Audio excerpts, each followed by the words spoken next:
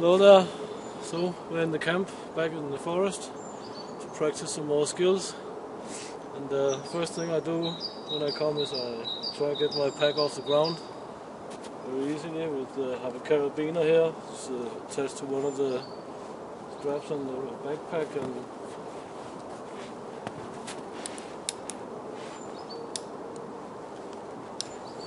just made a big slip knot here.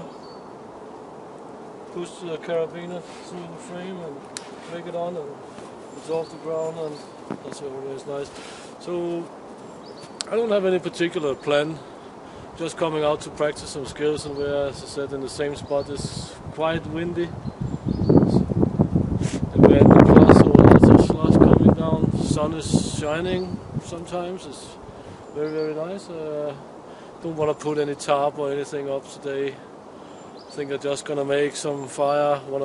Could try and make a variation of a Swedish Swedish fire, it's called. As being from Denmark, I of course know this kind of fire very well, but Mario Bushcraft My Way from Romania had a really cool way to make an improvised Sweden fire with, so I'll try to see if I can make the same thing, the same type of fire as he did. That's pretty cool. Because the normal Swedish fire, you have to have a chainsaw. You just cut across in a log of any diameter. It puts in some sticks and weeds and so on, and it burns, and you can cook your tea and make a meal this way. I'm also out just to try to get used to this damn camera. It's a little strange, but I hopefully get used to it in time. So, I also had brought a small pocket camera with me, inexpensive model, but this is too bulky and heavy to carry around when you're out there in snow up to here. So it's not the same quality as this very nice camera, of course, but I'll mix it a little bit, see what's come up with. So, see you later. I'm back again here.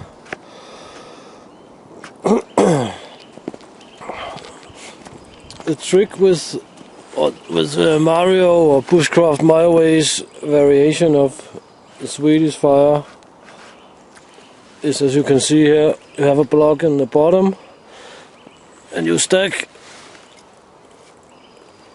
some logs around, all the way around here, and then you tie it together at the bottom and fill in the center with combustible materials. I have stripped off some very fibrous bark here. I'll see if I can use this to lash it together in the bottom here. Also, I just use some 550 cord or some other cord, I should call it, that I have in my pack. This is the idea behind it, or the trick behind it. He showed it on his video. He has a great channel, and it worked pretty fine. So I'll see if I can make my tea on this one. So what I'm doing here is I'm tying these pieces of bark together, trying to soften them up a little bit in the ends.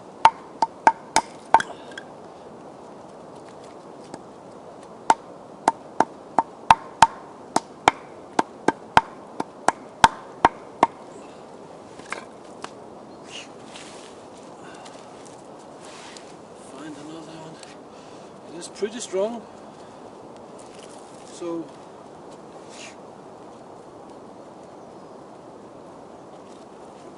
not anything I would hang my hammock in, but it seems quite alright. Just some square knots on top of it. It's pretty tight. It's pretty tight, I'll say.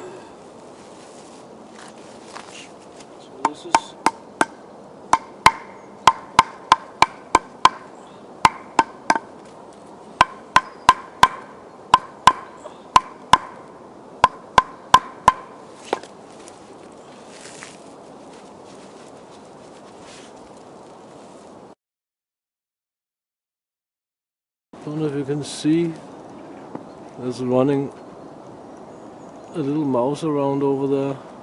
Yeah. There's quite a lot of them here. There's also one over there.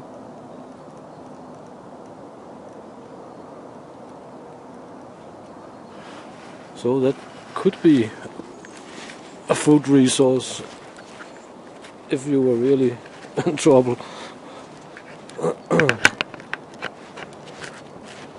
Wonder how mice tastes. Well, but I'll try to make this Swedish fire variant.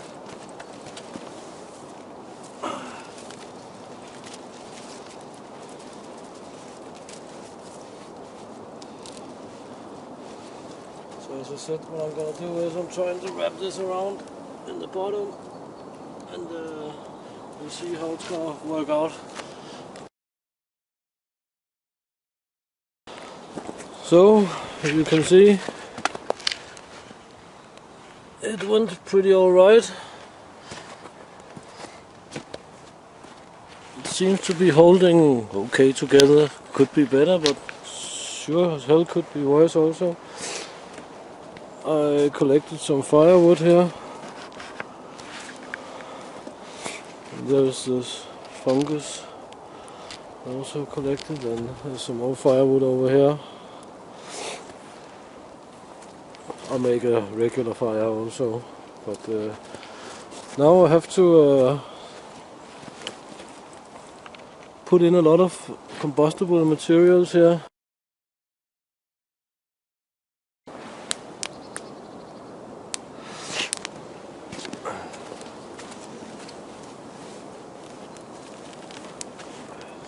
Now it's time to try and start this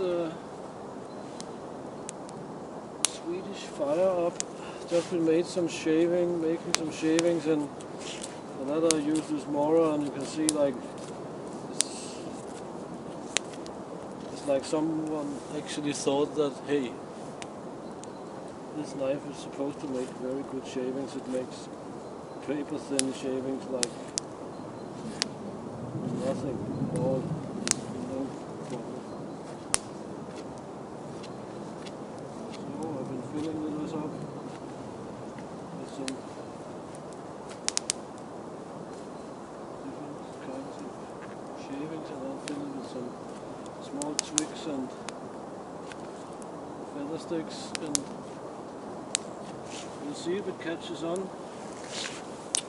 It's not pine or fir or anything like that, so it's like a semi-hardwood, so I'm pretty interesting to see if it catches on actually. The idea is that all these logs will eventually catch some fire. So, as you can see, I filled it up with some shavings, finer, and now it's a little bit bigger shavings there. I'll take some of the fire there and transfer to the Sweden's fire. So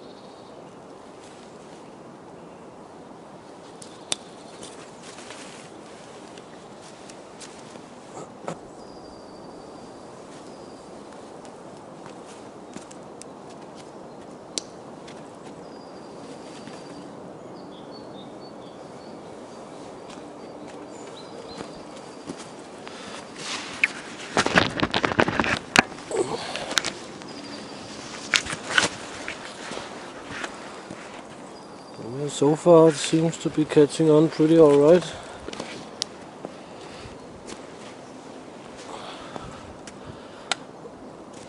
So this improvised Swedish fire is doing quite alright. Now I'll just have to empty my can here, because there's lots of tuna, tea, soups and potato mash in this one, so I'll just empty this into the backpack. There's quite a lot of activity out there today, sirens and everything, but as I said in an earlier video, this is not absolute wilderness, it's just a forest. There's a big highway a few kilometers out here that leads to Moscow. But you cannot go 200-300 kilometers every time you want to practice your skills. Anyway, that's what I think. So this forest is fine. During the summer I'll take you to a place we have like a retreat or dugout location or whatever you want to call it. And that's far away. It's 800 kilometers north from Moscow. And that's a wild area. A few years ago we had a dog eaten by wolves. There's bears and everything, so that's a place you definitely not want to get lost in, that's for sure. But so far it seems to be working pretty alright. I'll just fill it up once more and get back to you.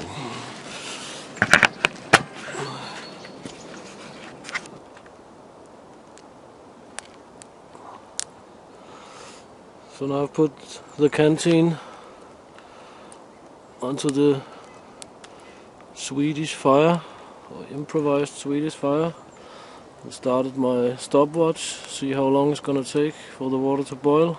So we had the water boiling in 6 minutes and 37 seconds. That's not too bad.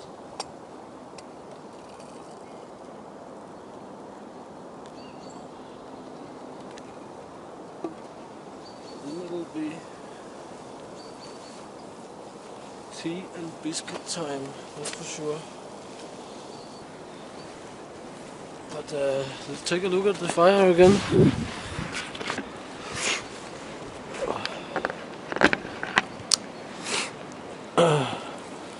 As you should be able to see, all of the logs is now on fire.